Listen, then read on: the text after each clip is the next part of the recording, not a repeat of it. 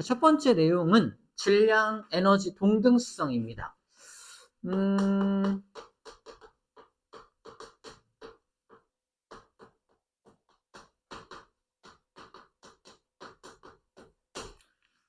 우리 고1 과정 여기 통합과학 첫 부분에 뭐가 나오냐면은 빅뱅 얘기가 나오거든. 빅뱅? 빅뱅 얘기할 때 무슨 얘기가 나오냐면 야, 우주는 처음에 한 점이었어.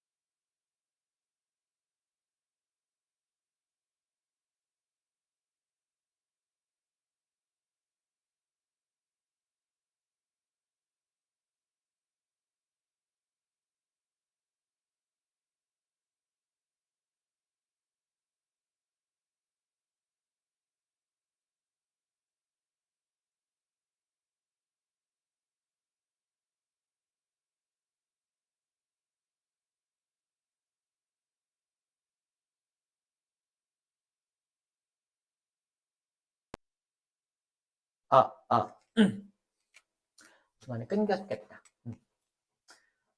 됐죠? 이렇게 해서 원자력 발전소에 이용하는 우라늄은 바로 235짜리 우라늄이 이용되는구나 라고 얘기를 했습니다. 자, 이제 실제로 이제 원자력 발전 한번 일으켜 볼게요. 자, 여기 우라늄을 준비합니다. 뒤에도 우라늄들을 준비를 해요. 우라늄을 막 준비합니다. 우라늄들을 잔뜩 모아놓은 봉을 이제 연료봉, 그래서 연료봉을 원자로라고 하는 곳에 쭉 담궈요. 원자로에 담가서 원자로 안에서 핵분열이 일어나게 만드는 건데, 이 원자로 안이라고 보면 돼요. 원자로 안이라고 보면 됩니다. 원자로 안에 우라늄들을 잔뜩 집어넣은 거야. 우라늄들을. 뒤에도 우라늄들이 기다리고 있겠죠. 우라늄들이 막 기다리고 있는 겁니다.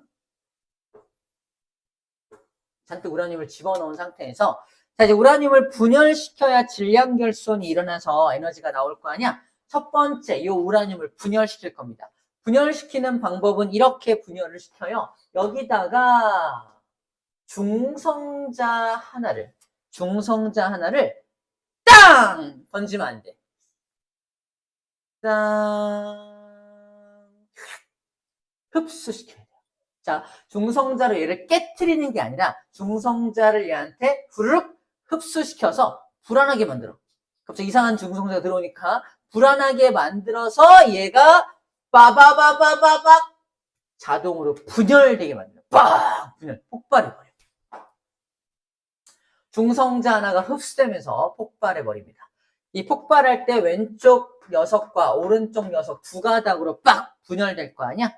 분열되면서 뭐가 튀어나오냐면은 중성자 3마리가 빵빵빵 하면서 엄청나게 빠른 속도로 튀어나옵니다. 왜? 폭발하면서 빵 튀어나온 거니까. 이 중성자 3마리가 빠른 속도로 튀어나와. 자, 얘는 느린 중성자라고 했어요. 느린 중성자를 쏴줘야지만 이 우라늄을 분열시킬 수 있어. 빠른 중성자로 때려봤자 절대 깨지지 않아요. 느린 중성자를 쏴서 안에서부터 분열이 빵 일어나게 만들어야 되는 거야. 마치 어느 나라를 분열시키기 위해서 첩자를 침투시켜서 나라를 분열시키는 것처럼 그런 느낌으로 기억해줘야 돼. 이 녀석이 분열되면서 중성자 3마리가 튀어나올 거 아니야? 이 중성자 3마리는 속도가 어떨까? 굉장히 빠르겠죠. 왜? 폭발하면서 빵 나온 거니까. 이 빠른 중성자 3마리는 뒤에서 기다리는 우라늄 3마리를 또 분열시킬 수 있어, 없어? 못해요. 너무 빠르잖아. 빠르면 안 된다며. 그래서 이 녀석의 속도를 다시 뭐 할 필요가 있어? 빠른 속도를 다시 느리게 만들 필요가 있다는 거야. 그래서 원자로 안에다가 뭘 가득 채워 넣는다? 물을 가득 채워. 그래서 물속에서 이 반응을 일으켜요. 물속에서. 빵! 튀어나온 중성자가 물속을 지나가면서 저항 때문에 하면서 속도가 느려진다고 생각하면 돼. 느려진 중성자가 숑숑숑 흡수가 되면 또 빠바바방 빠바 깨질 거 아니야? 깨지면서 또 중성자 3마리씩 이 튀어나오는데 또 물이 있으니까 또 속도 느려져서 뒤에서 기다리는 9개의 우라늄을 또 분열시키겠죠. 9개의 우라늄은 뒤에 기다리는 27개의 우라늄을 또 분열시키겠죠. 계속해서 어마어마한 우라늄들이 연쇄적으로 분열되겠지. 이 반응, 이렇게 이어지는 전체 반응을 뭐라고 한다? 연쇄 반응이 일어난다라고 표현합니다. 이때 물이란 녀석은 중성자의 속도를 감소시키는 녀석이기 때문에 뭐라고 불러준다? 감속제라고 불러줍니다. 감속제. 속도를 감소시켜주는 물질, 감속제라고 불러줘요. 뒤에 우라늄 잔뜩 준비한 다음에 오케이, 연쇄 반응 시작! 탕! 빠박! 아, 몰라. 냅둬. 푹 던져버렸어. 이게 뭐죠? 계속해서 분열하면서 어마어마한 에너지를 방출하는 거. 이게 뭐죠? 이게 원자폭탄이에요. 원자폭탄은 저거를 컨트롤하지 않고 그냥 던져버려. 아, 연쇄반응 무한히 계속해서 연쇄반응 일어날 거 아니야? 그러든지 말든지 죽어버려. 던져버려. 어디다가 2방 던졌죠? 전 인류적으로 딱 2번 썼죠. 한 나라에 두 방이나 쐈어요. 그 나라가 어디야? 일본이잖아. 나가사키하고 히로시마. 그죠? 누가 쐈죠? 미국이 쐈어요. 미국이 일본에다가 저 원자폭탄을 던지고 나서 일본이 무조건적인 항복을 했습니다. 1945년이죠. 그때 우리나라에 무슨 일이 벌어지죠? 해방이 일은 해방. 일본이 항복했으니까 우리나라는 이제 식민지에서 벗어날 수 있었던 거예요. 우리나라 일단 좋았어요. 벗어났으니까. 근데 미국이 일본한테 너무너무 미안해했대요. 원자폭탄을 처음 쓴 거잖아. 그치? 이 원자폭탄 만든 사람 얼마 전에 영화로 나왔죠. 오펜하이머인가? 그 영화 봐봐요. 3시간짜리 죽을 것 같아요. 엄청 긴데. 봤는데 처음엔 재밌는데 뒤에 나오면 막 재판하고 이런 게 좀 너무 좀 긴 감이 없지 않아 있는데 어쨌거나 거기서 원자폭탄을 만들 당시만 해도 굉장히 많은 에너지가 나오고 원자의 힘을 이용한 뭐 이렇게 나오는데 중요한 건 그 폭탄을 실제로 썼던 거야. 일본에다가 썼더니 그 어마어마한 에너지로 인해서 거기 일대 사람이 모두 다 타버리거나 열로 죽어버리겠죠. 근데 그게 다가 아니야. 이게 여기서 뭐가 나온다? 방사능이 나와. 방사능에 오염돼서 그게 방사능에 오염된 물질들로 인해서 기형아가 출산이 되고 사람들이 그 방사능 오염에 시달리고 일생을 방사능에 노출된 그 후유증으로 살아가고 그 대에서 끝나는 게 아니라 그 다음 때까지 영향을 준다는 걸 그제서야 안 거죠. 이건 인간이 쓸 만한 무기가 아니구나라고 그때 판단을 합니다. 하지만 계속해서 다른 나라들도 그 기술을 가져가서 자기네 나라가 부강해지려면, 자기네 나라가 경쟁력이 있으려면, 또는 다른 나라로부터 침략을 받지 않으려면 저 무기를 갖고 있으면 유리하잖아. 그래서 너도 나도 저 무기를 보유하기 시작한 게 지금까지 이어진 겁니다. 심지어 누구한테도 있대요. 북한도 있잖아. 북한도 이 핵무기를 갖고 있는 거야. 우리나라에는 있어 없어? 우리나라는 없어요. 왜? 없기로 약속을 했대요. 미국하고 약속을 해서 너네는 없기로 약속하자. 이렇게. 이란도 있고, 그죠? 러시아도 있고, 인도도 있나? 아무튼 굉장히 많은 나라가 자기만의 핵무기를 보유하고 있어. 그런 기술을 갖고 있어. 우리나라도 핵무기를 개발할 수 있는 기술이 있습니다. 하지만 약속했기 때문에 보유하지 않고 있는 것 뿐이야. 얼마든지 만들려면 만들 수 있습니다. 쌤도 이 기술 알고 있죠. 이 정도, 이런 기술이야! 라고 말하고 있잖아요. 그지? 연료만 준비하면 되잖아. 그죠? 근데 하지 않고 있는 거고요. 그죠? 그래서 원자폭탄이란 그래서 이런 원리, 연쇄 반응이 그냥 주르륵 일어나게 던져버린 거, 충분한 양의 우라늄을 준비한 다음에 연쇄 반응 시키고 던져! 하면 이제 거기서 어마어마한 폭발이 일어나고 어마어마한 에너지가 방출되면서 사람들을 죽이게 되는데 중요한 건 여기서 무슨 방사능 물질이 나온다는 거야. 자, 방사능 얘기를 잠깐 해볼게요. 방사능. 자, 원자폭탄은 방사능이라는 녀석이 문제입니다. 방사능이 뭐냐면 방사하는 능력이야. 뭐를 방사하는 능력? 바로 방사선입니다. 방사선을 방사하는 능력을 방사능이라고 해요. 방사능. 그럼 방사선이 뭔지 알아, 이제. 방사선은 알파선, 베타선, 감마선이라는 방사선이 있습니다. 알파선은 우리 들어본 적 있어요, 옛날에. 고1 때인가? 알파 입자 산란 실험. 기억나요? 모르겠어요.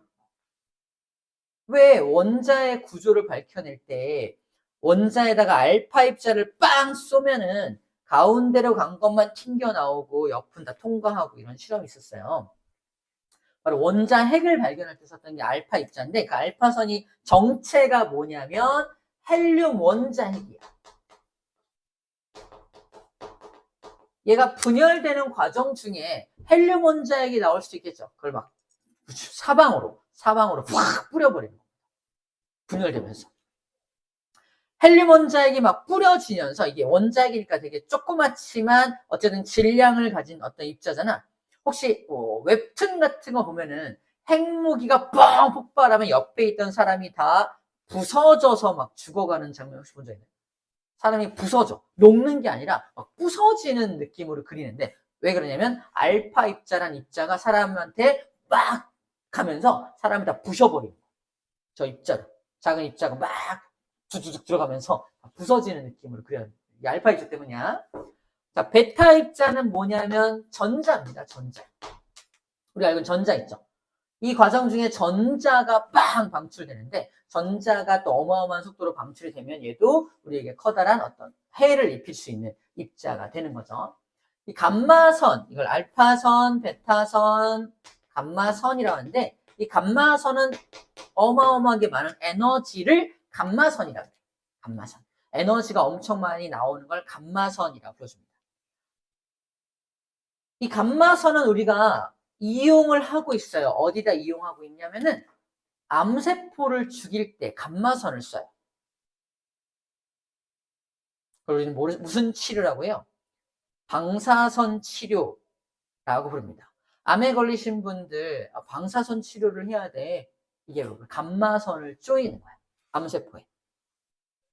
암세포가 뭐냐면 내가 평생 동안 데리고 있던 세포인데 갑자기 이 세포가 미치는 거야. 왜 그래? 미쳤어. 미치면 어떻게 되는지 알아? 미치면 계속 세포 분열해. 멈추라고 해도 안 멈춰. 계속 세포 분열하니까 덩어리 지는 거야. 그게 암세포입니다. 암세포를 다른 말로 종양이라고 해요. 멈추지 않고 분열하는 종양을 악성종양이라고 부릅니다. 악성종양. 악성종양을 한 글자로 암이라고 부른다. 암, 악성종양. 악성종양 말고 어떤 종양도 있냐면 양성종양도 있어요. 양성종양. 악성종양은 1년에 막 10cm 자라고 엄청 빠르게 자라는 게 악성종양인데 양성종양은 1년에 0.1mm 정도 자라요. 10년이 지나면 1mm 자랄까? 선생님 어머니도 양성종양을 자궁 내부에 갖고 계셔.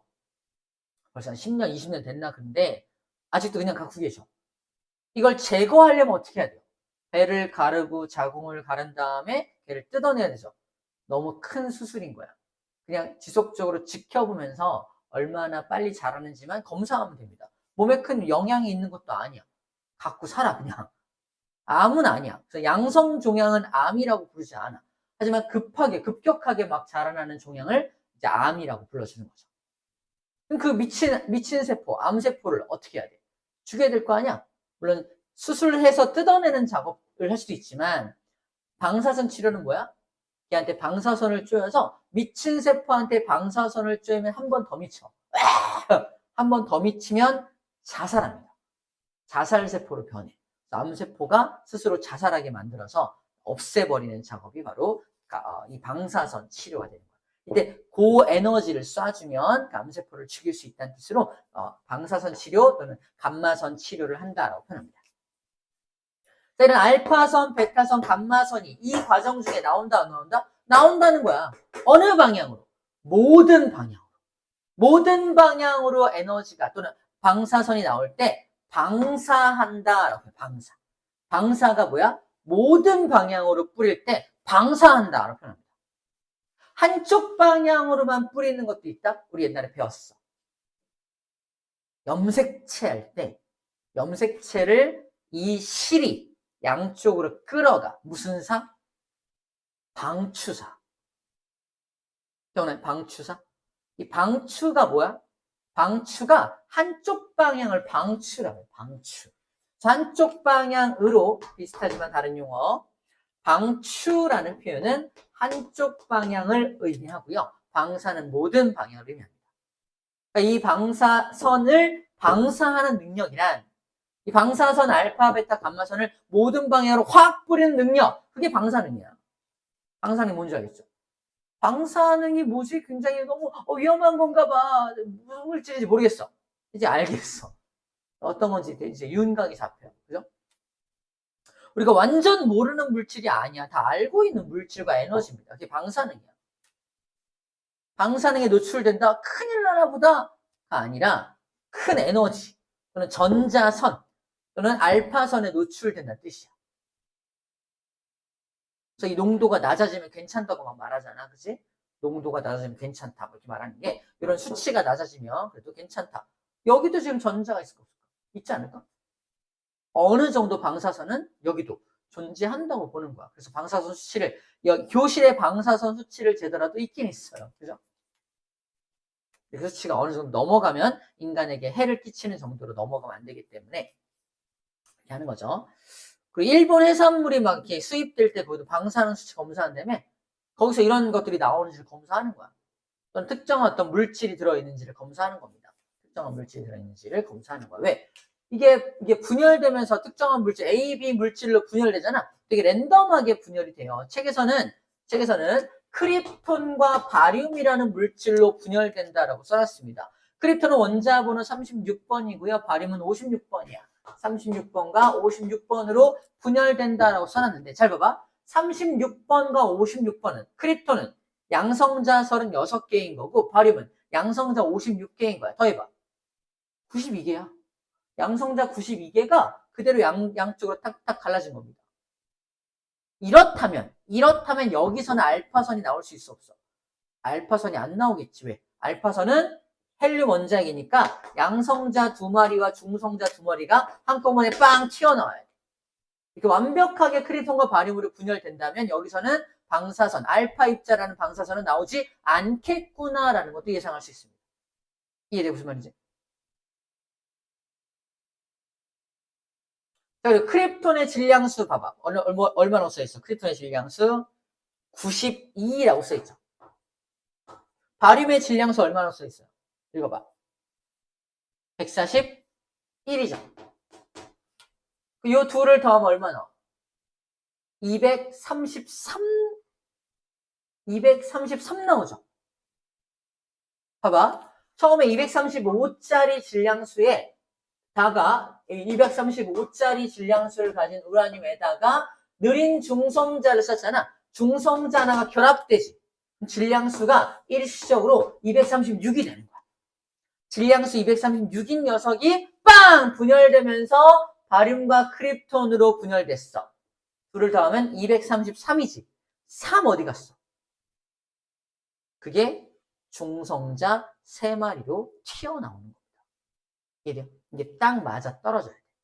쌤이 지금 말하는 게 뭐냐면, 야, 핵 분열이 일어날 때도 양성자의 개수, 중성자의 개수가 사라지는 건 아니야. 여기 다 있잖아. 근데 어마어마한 에너지가 나와. 왜?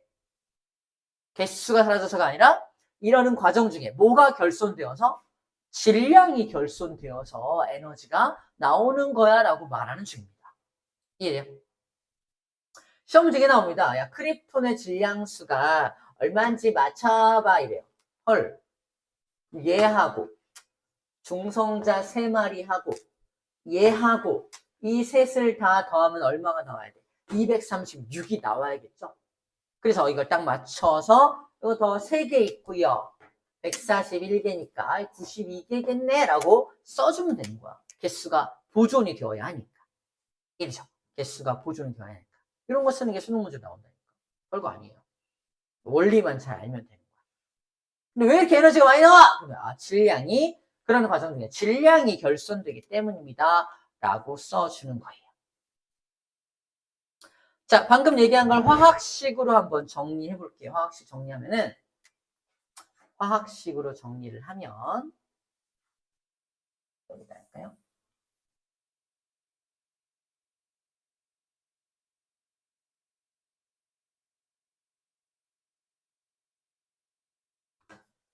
자, 우라늄 얼마짜리? 92짜리 우라늄, 235짜리 우라늄에다가 중성자를 결합시킬 건데 중성자는 넌 중성이잖아. 그러니까 양성자, 중성자 할 때 중성자 넌 전하를 띄지 않기 때문에 넌 n이라고 쓰고요. 양성자가 하나 있으면 원자번호 1번이잖아. 양성자가 없죠. 원자번호 0번인 거야. 원자번호 0번도 지금 소개 중입니다. 원자번호 0번인데 질량수는 하나 있죠. 양성자 수 더하기 중성자 수가 질량수니까 n 0, 1로 쓰면 중성자를 의미하는 겁니다. 일시적으로 236이 될 거고요. 이게 크립톤과 바륨이란 녀석으로 분열이 되고요. 중성자 몇 마리? 3마리의 중성자를 튀어나가게 하고 있죠. 그때는 92의 질량수. 얘는 100, 어디였어? 어디였지? 141. 얘는 39번, 36번, 56번입니다. 그래서 양성자 수도 92개 딱 맞아야 되고요. 질량 수도 236개 딱 맞아야 돼. 보이나요? 딱 맞아 들어가다. 근데 이러면서 질량이 사라지면서 에너지가 나오지. 그 에너지 가지고 뭐 한다 그랬지? 아까 전기를 생산한다 그랬죠? 그렇게 만든 전기가 얼마라고 써 있는 거야? 200메가 에너지 볼트라고 써 있는 겁니다. 200메가 에너지 볼트라는 에너지가 만들어져라고 하는 거야. 저게 어느 정도인지는 나중에 배울 텐데 중요한 건 전기 에너지로 환산하면 저 정도의 전기 에너지가 만들어져! 뭐 이런 뜻입니다.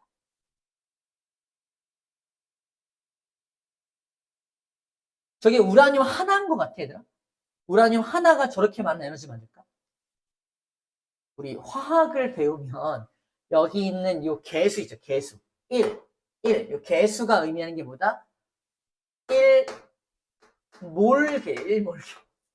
1몰개가 몇 개냐면은 6.02 곱하기 10의 23승계입니다.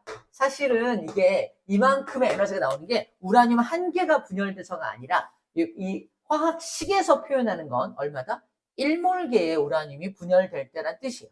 1몰개의 우라늄이 분열될 때 저따만큼의 에너지가 나와라고 지금 말하고 있는 거야. 알겠죠? 한 개라고 배우면 안 돼. 잘못 배우면 안 됩니다. 한 개가 아니라 1몰개를 의미합니다. 크립톤 1몰개와 바륨 1몰개로 양쪽으로 분열이 되겠죠. 그랬을 경우에 저만큼의 에너지가 나온다라고 인식해주면 되겠습니다. 자, 연쇄 반응까지 배웠어요. 그럼 봐봐. 이걸 그대로 놔두면 아까 핵폭탄이 된다 그랬잖아. 원자폭탄. 모든 원자력 발전소는 원자폭탄인가? 곧 폭발해? 아니잖아.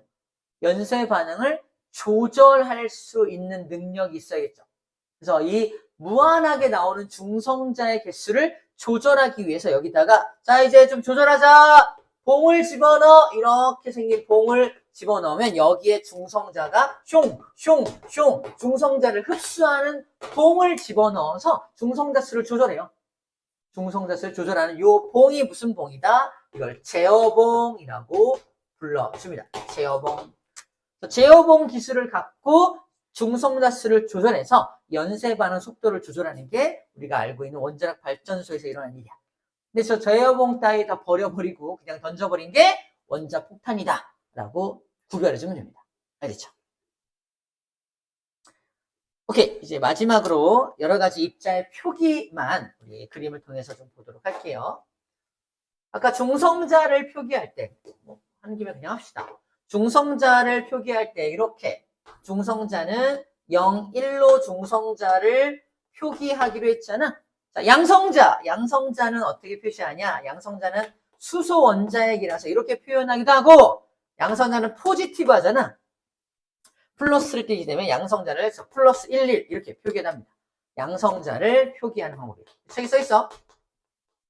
양성자를 표기할 때 이렇게 표기하기도 합니다. 그다음 전자를 표기할 때 전자. 봐봐. 우리 전자를 그냥 일렉트릭 2라고 표현하잖아. 전자는 질량수가 있어 없어? 양성자도 중성자도 없으니까 0입니다. 얘는 마이너스 1이죠. 마이너스 1의 전해랑 이렇게 잘 봐. 여기다 마이너스 1을 써요. 양성자가 하나 있으면 플러스 1이잖아. 원자번호 1번이잖아. 근데 얘는 원자번호가 마이너스 1번인 거야. 원자번호 0번 속에 있고요. 전자는 원자번호 마이너스 1번인 거야. 왜? 전하량이 마이너스 1이니까. 그래서 이해하고서 마이너스 1과 제로로 쓰면 전자를 의미하는 겁니다. 또 뭐 있죠? 다 있죠? 그 다음에 중수소, 수소, 삼중수소 얘기만 할게요. 봐봐. 우리가 알고 있는 수소는 이렇게 플러스 하나에 전자 하나가 돌고 있는 게 일반적인 수소입니다. 원자번호 1번이고요. 양성자 하나 있으니까 질량수도 1이 되겠죠. 자연계에는 이런 수소가 대부분이야. 하지만 중성자 하나가 굳이 하나의 중성자가 하나 더 붙어있는 수소도 자연계에는 존재합니다. 이거 좀 무거운 수소라 그래? 이름하여 뭐라고 한다? 중수소라고 해요. 원자번호 1번이죠. 양성자 하나 있으니까. 하지만 양성자 하나, 중성자 하나니까 질량수는 2가 됩니다. 얘는 그냥 수소!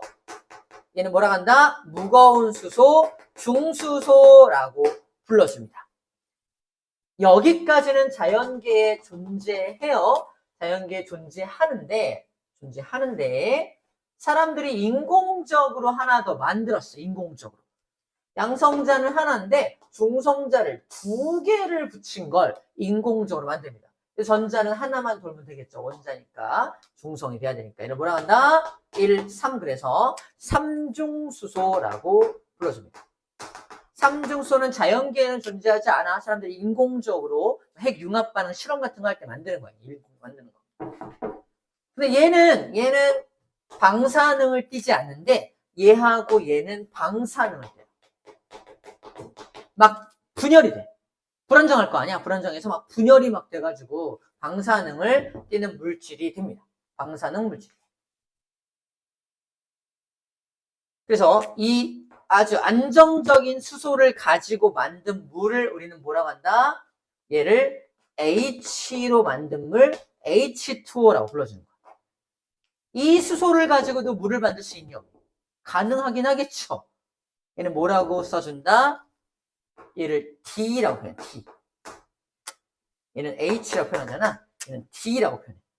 우리가 다이오드 할 때 2를 표시하는 기호로 D를 쓰고요. 3을 표시할 때 트라이앵글 T라고 표현해. 트라이 3. D 트라이 그래서 HDT라고 써서 얘로 만든 물을 뭐라고 하냐면 D2O라고 불러줘요. D2O. 처음 들어보죠? D2O. D2O도 물이야. 얘로 혹시 물을 만든다면 T2O가 되겠죠. 그죠? T2O가 되겠죠. 그래서 좀만 힘내자. D2O가 뭡니까? 낯설어 하지 말고 혹시 얘로 물을 만든다면 이렇게 만드는 거고 얘로 물을 만들면 이런 물을 만들 수가 있겠죠. 아니 얘는 만들지 않고요. 얘는 만들어서 사용하기도 합니다. 얘는 되게 가벼운 물이라 그래서 경수라고 불러주고 얘는 좀 무겁겠죠. 무거운 물이라서 중수라고 불러줍니다. 경수와 중수라고 불러줘요. 이 중수는 어디다 사용하는지는 좀 이 다음에 나중에 또 다른 이 원자로의 종류가 한 3가지 정도의 원자로가 있어요. 다른 원자로에서는 저 중수를 사용하는 원자로도 있어요.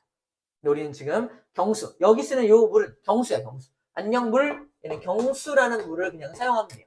우리가 흔히 쓰는 물을 쓰면은 감속제로 쓸 수 있는데 또 다른 원자로에서는 저 중수를 굳이 만들어서 사용해야 되는 원자로들도 존재합니다. 원자력 발전소의 종류가 되게 여러 가지 종류가 있는데 그 중에 하나가 중수를 사용하는 것들도 있다.